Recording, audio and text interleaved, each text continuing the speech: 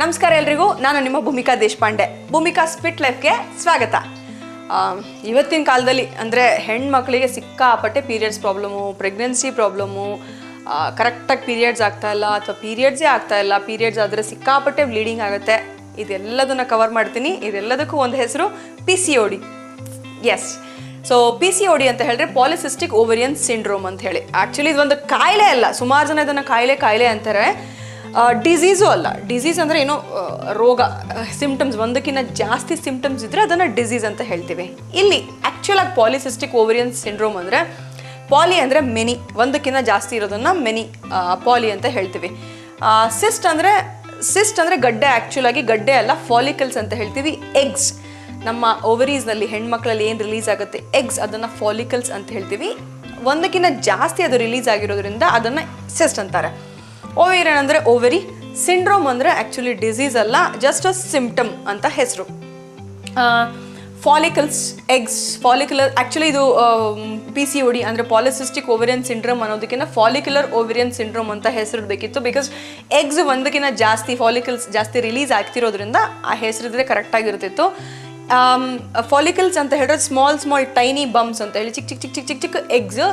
ಹೆಣ್ಮಕ್ಳಲ್ಲಿ ಹೆಂಗೆ ಓವರೀಸ್ನಲ್ಲಿ ಒಂದು egg release ಆಗಬೇಕು, ಅದು ಒಂದಕ್ಕಿಂತ ಜಾಸ್ತಿ ಸ್ಮಾಲ್ ರಿಲೀಸ್ ಆಗ್ತಾ ಇದ್ರೆ ಆವಾಗ PCOD ಇದೆ ಅಂತ ಹೇಳಿ ಹೇಳ್ತೀವಿ.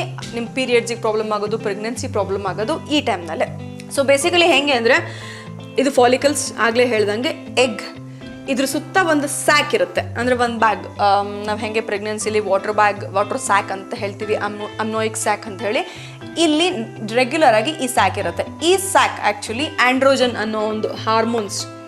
ಸೊ ಬೇಸಿಕಲಿ ಇಲ್ಲಿ ಫಾಲಿಕಲ್ಸ್, ಎಗ್ಸ್ ಅಂತ ಏನು ಹೇಳಿದೆ, ಎಗ್ಸ್ ಇದೆ, ಇದ್ರ ಸುತ್ತ ಒಂದು ಸ್ಯಾಕ್ ಅಂತ ಇರುತ್ತೆ, ಒಂದು ಬ್ಯಾಗ್, ಅದನ್ನು ಪ್ರೊಟೆಕ್ಟ್ ಮಾಡುವಂತಹ, ಅಥವಾ ಪ್ರೆಗ್ನೆನ್ಸಿ ಅಂತ ಬಂದರೆ ಅಮ್ನೋಯಿಕ್ ಸ್ಯಾಕ್, ವಾಟರ್ ಬ್ಯಾಗ್ ಅಂತ ಏನು ಹೇಳ್ತೀವಿ, ಆ ಥರ ಒಂದು ಸ್ಯಾಕ್, ಅದನ್ನು ಪ್ರೊಟೆಕ್ಟ್ ಮಾಡುವಂತಹ ಒಂದು ಬ್ಯಾಗ್. ಇದು ಈ ಆಂಡ್ರೋಜನ್ ಅನ್ನೋ ಏನು ಹಾರ್ಮೋನ್ಸ್ ಇದೆ, ಇದನ್ನು ಆ್ಯಕ್ಚುಲಿ ಈಸ್ಟ್ರೋಜನ್ಗೆ ಕನ್ವರ್ಟ್ ಮಾಡಬೇಕು. ಈ ಸ್ಯಾಕನ ರೆಸ್ಪಾನ್ಸಿಬಿಲಿಟಿ. ಬಟ್ ಇಲ್ಲಿ ಕನ್ವರ್ಟ್ ಆಗೋದನ್ನು ಒಂದು ಎನ್ಸೈಮ್ ತಡೆಯುತ್ತೆ. ಆಂಡ್ರೋಜನ್ ಈಸ್ಟ್ರೋಜನ್ಗೆ ಕನ್ವರ್ಟ್ ಆಗಬೇಕು, ಆಗದೆ ಇದ್ದಾಗ ಆಂಡ್ರೋಜನ್ ಬಾಡಿನಲ್ಲಿ ಉಳ್ಕೊಳ್ಳೋಕೆ ಶುರು ಆಗುತ್ತೆ. ಆ ಆಂಡ್ರೋಜನ್ ಮೇಲ್ ಹಾರ್ಮೋನ್, ಆ ಮೇಲ್ ಹಾರ್ಮೋನ್ ಬಾಡಿನಲ್ಲಿ PCODಯನ್ನು ಕ್ರಿಯೇಟ್ ಮಾಡುತ್ತೆ. ಲೈಕ್ ಎಗ್ಸನ್ನು ಜಾಸ್ತಿ ಕ್ರಿಯೇಟ್ ಮಾಡುತ್ತೆ. ಯಾವಾಗ ಕ್ರಿಯೇಟ್ ಮಾಡುತ್ತೆ? ಹೈ ಇನ್ಸುಲಿನ್ ಅಂತ ಹೇಳ್ತೀವಿ. ಬಾಡಿನಲ್ಲಿ ಇನ್ಸುಲಿನ್ ಲೆವೆಲ್ ಜಾಸ್ತಿ ಆದಾಗ. ಇನ್ಸುಲಿನ್ ಲೆವೆಲ್ ಯಾವಾಗ ಜಾಸ್ತಿ ಆಗುತ್ತೆ? ಶುಗರ್ ಲೆವೆಲ್ ಜಾಸ್ತಿ ಆದಾಗ. So high sugar is equal to high insulin is equal to high androgen.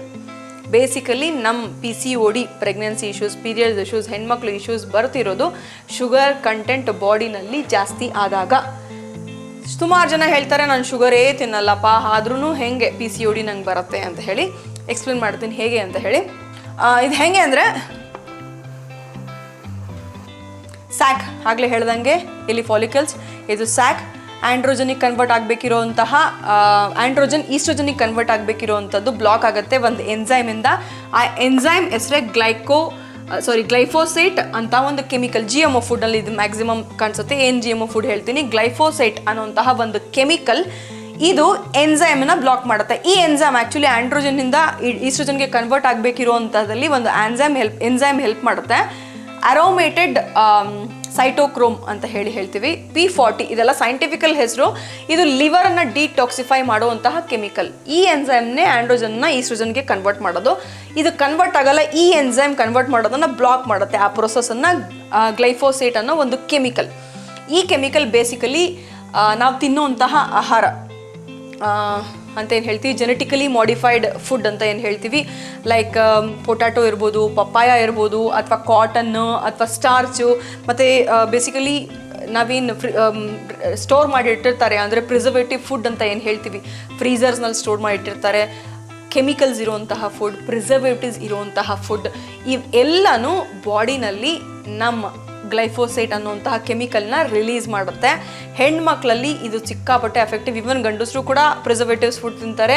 But ಗಂಡು ಮಕ್ಕಳಲ್ಲಿ ಈಸ್ಟ್ರೋಜನ್ ಇಲ್ಲದೆ ಇರೋದ್ರಿಂದ, ಲೆವೆಲ್ಸ್, ಅವರಿಗೆ ಪೀರಿಯಡ್ಸು, ಪ್ರೆಗ್ನೆನ್ಸಿ, ಇದು ಯಾವುದೂ ಇಶ್ಯೂಸ್ ಇಲ್ಲದೆ ಇರೋದ್ರಿಂದ, ಓವರೀಸ್ ಇಲ್ಲದೆ ಇರೋದ್ರಿಂದ ಹೆಣ್ಮಕ್ಳಿಗೆ ಈ ಫುಡ್ ಹೆವಿ ಡೇಂಜರಸ್ಸು. ಸೊ ಇಲ್ಲಿಂದಾನೇ ನಿಮ್ಮ PCOD one of the reason.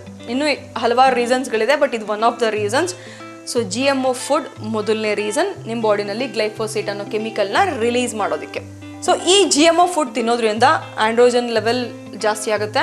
Sometimes tumours ಕೂಡ ಬಾಡಿನಲ್ಲಿ ಆಗುವಂತಹ ಚಾನ್ಸಸ್ ಇರುತ್ತೆ. ಬಿಕಾಸ್ ಗಡ್ಡೆಗಳು ಅಂದರೆ ಆಂಡ್ರೋಜನ್ ಲೆವೆಲ್ ಜಾಸ್ತಿ ಆಗ್ತಾ ಪಿ ಸಿ ಒಡಿನಲ್ಲಿ ಸಿಸ್ಟ್ ಡೆಫಿನೆಟ್ಲಿ ಅದು ಕ್ಲಿಯರ್ ಆಗ್ತಾ ಹೋಗಬೇಕು. ಆಗದೆ ಹೋದಾಗ ಅಲ್ಲೇ ಉಳ್ಕೊಂಡು ಗಡ್ಡೆಗಳಾಗೋ ಚಾನ್ಸಸ್ ಇರುತ್ತೆ.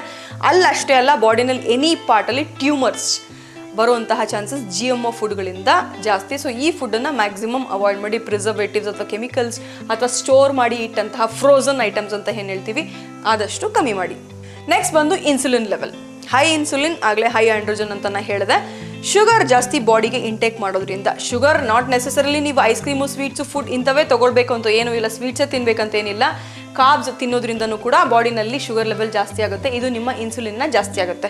So insulin indirectly main reason ಆಂಡ್ರೋಜನ್ನ ಜಾಸ್ತಿ ಮಾಡೋದಕ್ಕೆ.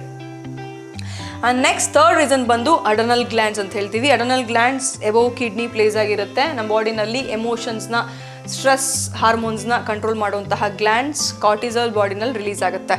ಓವರಿ ಅಷ್ಟೇ ನಮ್ಮ ಬಾಡಿನಲ್ಲಿ ಆಂಡ್ರೋಜನ್ನ ರಿಲೀಸ್ ಮಾಡಲ್ಲ. ಸ್ಟ್ರೆಸ್ ಜಾಸ್ತಿ ಆದಾಗ ಅಡನಲ್ ಗ್ಲ್ಯಾಂಡ್ಸ್ ಕೂಡ ಆಂಡ್ರೋಜನ್ ಅನ್ನೋ ಹಾರ್ಮೋನ್ಸನ್ನು ರಿಲೀಸ್ ಮಾಡುತ್ತೆ. ಸೊ ಆಗಲೂ ಕೂಡ ನಿಮಗೆ PCOD ಬರುವಂತಹ ಚಾನ್ಸಸ್ ಇರುತ್ತೆ. Next excess of stress, excess of sugar and excess of GMO food main reason PCODಯದ ಮೇನ್. ನೀವು ಡಾಕ್ಟರ್ ಹತ್ರ ಹೋದಾಗ PCOD ಬಂದರೆ ಏನು ಹೇಳ್ತಾರೆ? ಪೀರಿಯಡ್ಸ್ ಆಗ್ತಿಲ್ಲ ಅಥವಾ ಪ್ರೆಗ್ನೆನ್ಸಿ ಆಗ್ತಿಲ್ಲ ಅಂತ ಹೇಳಿದ್ರೆ ಮೆನಿ ಟ್ರೀಟ್ಮೆಂಟ್ಸ್ ಕೊಡ್ತಾರೆ, ಮಾತ್ರೆಗಳು ಕೊಡ್ತಾರೆ, ಹಾರ್ಮೋನ್ಸ್ನ ಬ್ಯಾಲೆನ್ಸ್ ಮಾಡೋದಕ್ಕೆ ಟ್ರೀಟ್ಮೆಂಟ್ ಕೊಡ್ತಾರೆ. ಬಟ್ ರೂಟ್ ಕಾಸ್ ಏನಿದೆ ಅದನ್ನು ಟ್ರೀಟ್ ಮಾಡಿಲ್ಲ ಅಂತ ಹೇಳಿದ್ರೆ, ನೀವು ಪೀರಿಯಡ್ಸ್ ಆಗ್ಬೋದು, ಟ್ಯಾಬ್ಲೆಟ್ಸ್ ತೊಗೊಂಡು ಪೀರಿಯಡ್ಸ್ ಆಗ್ಬೋದು, ಬಟ್ ಓವರೀಸ್ನ ಟ್ರೀಟ್ ಮಾಡಿಲ್ಲ ಅಂತ ಹೇಳಿದ್ರೆ ರಿಪೀಟೆಡ್ಲಿ ಆಗ್ತಾನೆ ಇರುತ್ತೆ. ಓವರೀಸ್ನ ಟ್ರೀಟ್ ಮಾಡಿಲ್ಲ ಅಂದರೆ ಸಂಹೋ ಹೆಂಗೋ ಮೆಡಿಕೇಶನ್ಸ್ ತೊಗೊಂಡು ನೀವು ಪ್ರೆಗ್ನೆಂಟ್ ಆಗ್ಬೋದು, ಬಟ್ ಮತ್ತೆ ವಾಪಸ್ ಬರುವಂತಹ ಚಾನ್ಸಸ್ PCOD ಇರುತ್ತೆ. ಅಥವಾ ಇದರಿಂದ ಬೇರೆ ಹೆಲ್ತ್ ಇಶ್ಯೂಸ್ಗಳು ಕೂಡ ಬರ್ಬೋದು ಟೆಂಪರರಿ ಟ್ರೀಟ್ಮೆಂಟ್ ತೊಗೊಂಡ್ರೆ. ಹಾಗೆ ಟ್ರೀಟ್ಮೆಂಟ್ ತೊಗೊಂಡು ಪ್ರೆಗ್ನೆಂಟ್ ಆದಾಗ ಸುಮಾರು ಜೆನೆಟಿಕಲಿ ಮಕ್ಕಳಿಗೂ ಪಾಸ್ ಆಗುತ್ತೆ, ನಿಮ್ಮ ಮಗುಗೂ ಪಾಸ್ ಆಗುತ್ತೆ. ಸೊ ಆದಷ್ಟು ಕ್ಯೂರ್ ಮಾಡಿಕೊಂಡು ಪ್ರೆಗ್ನೆನ್ಸಿ ಪ್ಲ್ಯಾನ್ ಮಾಡಿ ಅಂತ ಹೇಳಿ ನಾನು ಹೇಳ್ತೀನಿ. ಸೊ ಬೇಸಿಕಲಿ ಹೈ ಇನ್ಸುಲಿನ್ ಅಂತ ಹೇಳಿದಾಗ, ಆಗಲೇ ಬಾಡಿನಲ್ಲಿ ಹೈ ಇನ್ಸುಲಿನ್ ಆದಾಗ, ಹೈ ಶುಗರ್ ಜಾಸ್ತಿ ಆದಾಗ IGF ಅಂತ ಏನು ಹೇಳ್ತೀವಿ. IGF ಅಂತ ಹೇಳಿದ್ರೆ ಇನ್ಸುಲಿನ್ ಗ್ರೋತ್ ಫ್ಯಾಕ್ಟರ್ ಅಂತ ಹೇಳಿ. ಇನ್ಸುಲಿನ್ ಗ್ರೋತ್ ಫ್ಯಾಕ್ಟರ್ ಅಂತ ಹೇಳಿದ್ರೆ ಇದೊಂದು ಹಾರ್ಮೋನ್ಸ್. ಈ ಹಾರ್ಮೋನ್ಸು ಲಿವರ್ನಲ್ಲಿ ಶುಗರ್ನ ಕಂಟ್ರೋಲ್ ಮಾಡೋದಕ್ಕೆ ಪ್ರೊಡ್ಯೂಸ್ ಆಗುವಂತಹ ಒಂದು ಹಾರ್ಮೋನ್. ಈ ಹಾರ್ಮೋನ್ ಏನಾಗುತ್ತೆ, ಜಾಸ್ತಿ ತಿನ್ನೋದ್ರಿಂದ ಬಾಡಿನಲ್ಲಿ ಇನ್ಸುಲಿನ್ ಲೆವೆಲ್ ಜಾಸ್ತಿ ಆಗುತ್ತೆ, IGF ಜಾಸ್ತಿ ಆಗುತ್ತೆ, ಅಂದರೆ ಇನ್ಸುಲಿನ್ ಗ್ರೋತ್ ಫ್ಯಾಕ್ಟರ್. ಅದಾದಮೇಲೆ ಆಂಡ್ರೋಜನ್ ಜಾಸ್ತಿ ಆಗುತ್ತೆ. ಸೊ ಇದು ಎಲ್ಲ ಫ್ಯಾಕ್ಟರ್ಸ್ ನಿಮ್ಮ PCOD ಬರೋದಕ್ಕೆ reasons. Basically GMO food plus sugar. ಹೇಗೆ ಅಂದರೆ ಊಟ ಮಾಡ್ತೀವಿ, ಊಟ ಮಾಡಿರ್ತೀವಿ, ಕಾರ್ಬ್ಸೇ ಶುಗರಿಗೆ ಕನ್ವರ್ಟ್ ಆಗೋದು, ಬ್ಲಡ್ ಶುಗರ್ ಲೆವೆಲ್ ಹೈ ಆಗುತ್ತೆ. ಬ್ಲಡ್ ಶುಗರ್ ಲೆವೆಲ್ ಹೈ ಆದಾಗ ಇನ್ಸುಲಿನ್ ಲೆವೆಲ್ ಡೆಫಿನೆಟ್ಲಿ ಸೆಕ್ರೇಷನ್ ಜಾಸ್ತಿ ಮಾಡಬೇಕು, ಇನ್ಸುಲಿನ್ ಲೆವೆಲ್ ಜಾಸ್ತಿ ಆಗುತ್ತೆ. ಇನ್ಸುಲಿನ್ ಲೆವೆಲ್ ಜಾಸ್ತಿ ಆದಾಗ ಹೊಟ್ಟೆ ಹಸಿವು ಜಾಸ್ತಿ ಆದಾಗ ಮತ್ತೆ ವಾಪಸ್ ಊಟ ಮಾಡ್ತೀರಾ ಕಾರ್ಬ್ಸ್. ಸೊ ಸೈಕಲ್ ರೊಟೇಟ್ ಆಗ್ತದೆ. ಆ ಪ್ಯಾಟ್ರನ್ನ ಬ್ರೇಕ್ ಮಾಡಬೇಕು. ಆಗ ನಿಮ್ಮ PCODನ ಆದಷ್ಟು ಕಂಟ್ರೋಲಿಗೆ ತೊಗೊಂಡು ಬರ್ಬೋದು.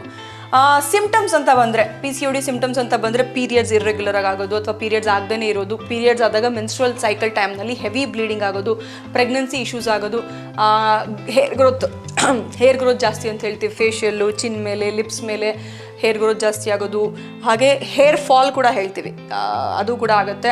ಮತ್ತು ಡೀಪರ್ ವಾಯ್ಸ್ ಅಂತ ಹೇಳ್ತೀವಿ, ಇನ್ಸುಲಿನ್ ರೆಸಿಸ್ಟೆನ್ಸ್ ಅಂತ ಕ್ರಿಯೇಟ್ ಆಗಿಬಿಟ್ಟಾಗ ಡೀಪರ್ ವಾಯ್ಸ್, ಕೆಲವರು ಹೆಣ್ಮಕ್ಳು ಮಾತಾಡಿದಾಗ ಗಂಡಸ್ರ ಥರ ವಾಯ್ಸ್ ಬರ್ತಿರುತ್ತೆ, ಇದು ಕೂಡ ಒನ್ ಆಫ್ ದ ರೀಸನ್. ಹಾಗೆ lower body weight, hips, thighs, legs, ಇದು ಲೋಯರ್ ಬಾಡಿನಲ್ಲಿ, ಅಪ್ಪರ್ ಬಾಡಿ ಕರೆಕ್ಟ್ ಇರ್ತಾರೆ, ಲೋಯರ್ ಬಾಡಿನಲ್ಲಿ ವೆಯ್ಟ್ ಇನ್ಕ್ರೀಸ್ ಆಗ್ತಾ ಇರುತ್ತೆ, ಇದು ಕೂಡ ಒನ್ ಆಫ್ ದ ಸಿಮ್ಟಮ್. ಆಮೇಲೆ ಇನ್ಫರ್ಟಿಲಿಟಿ, ಪ್ರೆಗ್ನೆನ್ಸಿ ಆಗಲೇ ಹೇಳ್ದಂಗೆ ಪ್ರೆಗ್ನೆನ್ಸಿ ಪ್ರಾಬ್ಲಮ್ ಆಗೋದು, ಆ್ಯಕ್ನೆ, ಪಿಂಪಲ್ಸ್ ಆಗೋದು, ಮಾರ್ಕ್ ಉಳಿಯೋದು, ಆ್ಯಕ್ನೆ ಅಂತ ಏನು ಹೇಳ್ತೀವಿ, ಇದೆಲ್ಲನೂ ಆಗುತ್ತೆ. ಇದೆಲ್ಲನೂ PCODಯ ಮೇನ್ ಸಿಮ್ಟಮ್ಸ್ ಹಾಗೆ ಮೇನ್ ರೀಸನ್. ಸೊ ಇದನ್ನು ಹೆಂಗೆ ಕ್ಯೂರ್ ಮಾಡ್ಬೋದು ಅದ್ರ ಬಗ್ಗೆ ನಾನು ನೆಕ್ಸ್ಟ್ ವೀಡಿಯೋನಲ್ಲಿ ತಿಳಿಸಿರ್ತೀನಿ. ಬಟ್ ಬೇಸಿಕ್ ಅಟ್ಲೀಸ್ಟ್ ಏನು ಮಾಡ್ಬೋದು ಟೆಂಪರರಿಲಿ ಅಂತ ಹೇಳೋದಕ್ಕೆ, ಮ್ಯಾಕ್ಸಿಮಮ್ ಕಾರ್ಬ್ಸ್ ಇರೋ ಫುಡ್ಡನ್ನು ಕಡಿಮೆ ಮಾಡಿ, ಶುಗರ್ ಇರೋ ಫುಡ್ಡನ್ನು ಕಡಿಮೆ ಮಾಡಿ, ಶುಗರ್ ಲೆವೆಲ್ ತಂತಾನೆ ಕಮ್ಮಿ ಬರುತ್ತೆ, ಇನ್ಸುಲಿನ್ ಲೆವೆಲ್ ತಂತಾನೆ ಕಮ್ಮಿ ಬರುತ್ತೆ. ಹಾಗೆ ಸ್ವಲ್ಪ ಬೇಸಿಕ್ ಎಕ್ಸಸೈಸಸ್ನ ಬಾಡಿನಲ್ಲಿ ಆ್ಯಡ್ ಆನ್ ಮಾಡ್ಕೊಳ್ಳಿ. ಮತ್ತು ಸ್ಟ್ರೆಸ್ನ ಕಂಟ್ರೋಲ್ ಮಾಡೋದಕ್ಕೆ ಸ್ವಲ್ಪ ಮೆಡಿಟೇಷನ್ ಕೂಡ ಇರಲಿ. ಬಿಕಾಸ್ ಇಲ್ಲಿ ಅಡನಲ್ ಗ್ಲ್ಯಾಂಡ್ಸಿಂದ ಕೂಡ ನಿಮ್ಮ ಆಂಡ್ರೋಜನ್ ಲೆವೆಲ್ ಜಾಸ್ತಿ ಆಗ್ತಾ ಇದೆ. ಸೊ ಅದನ್ನು ಸ್ಟ್ರೆಸ್ ಕಮ್ಮಿ ಮಾಡೋದಕ್ಕೆ ಮೆಡಿಟೇಷನ್ ಇಂಪಾರ್ಟೆಂಟ್. ಹಾಗೆ ಕೆಲವು ಬೇಸಿಕ್ ನ್ಯೂಟ್ರಿಷನ್ ಅಂತ ಹೇಳ್ತೀವಿ, ಓವರೀಸ್ ಬೇಕಾಗಿರೋದು. ಮ್ಯಾಕ್ಸಿಮಮ್ ನ್ಯಾಚುರಲ್ B ಅಂದರೆ ವೈಟಮಿನ್ B, ಈಸ್ಟ್ ಫ್ಯಾಮಿಲಿ, ಅಸೆಟಲ್ ಅಂತ ಒಂದು B ಗ್ರೂಪಲ್ಲಿ ಬರುತ್ತೆ. ಡೆಪ್ತಾಗಿ ಅದ್ರ ಬಗ್ಗೆ ಹೇಳಿರ್ತೀನಿ, ಮುಂದೆ ವಿಡಿಯೋದಲ್ಲಿ ಹೇಳ್ತೀನಿ. ಬಟ್ ಇವಾಗ ಸದ್ಯಕ್ಕೆ ಅದೊಂದು ನ್ಯೂಟ್ರಿಷನ್ಸ್ ಬೇಕಾಗಿರುವಂತಹ ನ್ಯೂಟ್ರಿಷನ್ಸ್ ತೊಗೊಳ್ಳೋದ್ರಿಂದ, ಬೇಸಿಕ್ ಇದೆಲ್ಲ over all life style change ಮಾಡೋದ್ರಿಂದ PCODನ ರಿವರ್ಸ್ ಮಾಡ್ಬೋದು. ಇದೆಲ್ಲ ಬೇಸಿಕ್ ಇನ್ಫಾರ್ಮೇಷನ್. ಡೆಪ್ತಾಗಿ ಇನ್ಫಾರ್ಮೇಷನ್ ಬೇಕು ಅಥವಾ ನನ್ನ ಕಡೆಯಿಂದ ಕೋಚಿಂಗ್ ಬೇಕು ಅಂತ ಹೇಳಿದ್ರೆ ನೀವು ನನಗೆ ಕಾಂಟ್ಯಾಕ್ಟ್ ಮಾಡ್ಬೋದು. ಹೇಗೆ ಕೆಳಗಡೆ ನಂಬರ್ ಡಿಸ್ಪ್ಲೇ ಆಗ್ತದೆ, ಆ ನಂಬರಿಗೆ ವಾಟ್ಸಪ್ ಮೆಸೇಜ್ ಮಾಡಿ, ಅಥವಾ ಇನ್ಸ್ಟಾಗ್ರಾಮ್ ID ಕೂಡ ಮೆನ್ಷನ್ ಆಗ್ತದೆ, ಅಲ್ಲೂ ಕೂಡ ನೀವು ನಂಗೆ ಮೆಸೇಜ್ ಮಾಡ್ಬೋದು. ಕಾಲ್ಸ್ ಇರೋದಿಲ್ಲ, ವಾಟ್ಸಪ್ ಮಾತ್ರ. ಸೊ ಈ ವಿಡಿಯೋ ನಿಮ್ಗೆ ಇಷ್ಟ ಆಗಿದ್ದರೆ ನಿಮ್ಮ ಫ್ರೆಂಡ್ಸ್ ಫ್ಯಾಮಿಲಿ ಅವರೆಲ್ಲ ಶೇರ್ ಮಾಡಿ, ಲೈಕ್ ಮಾಡಿ. ನೆಕ್ಸ್ಟ್ ವಿಡಿಯೋ ಯಾವುದ್ರ ಬಗ್ಗೆ ಇರಬೇಕು ಅಂತ ಹೇಳಿ ನಿಮ್ಗೆ ಏನಾದರೂ ಪರ್ಟಿಕ್ಯುಲರ್ ಆಗಿದ್ದರೆ ಅದನ್ನು ಕಮೆಂಟ್ ಮಾಡಿ, ಅದ್ರ ಬಗ್ಗೆ ವಿಡಿಯೋ ಮಾಡೋದಕ್ಕೆ ನಾನು ಟ್ರೈ ಮಾಡ್ತೀನಿ. ಭೂಮಿಕಾಸ್ ಫಿಟ್ ಲೈಫ್ ಚಾನಲ್ನ ಸಬ್ಸ್ಕ್ರೈಬ್ ಮಾಡೋದನ್ನು ಮರಿಬೇಡಿ. ನಿಮ್ಮ ಪ್ರೋತ್ಸಾಹ ಯಾವಾಗಲೂ ಹೀಗೆ ಇರಲಿ. ಜೈ ಹಿಂದ್, ಜೈ ಕರ್ನಾಟಕ.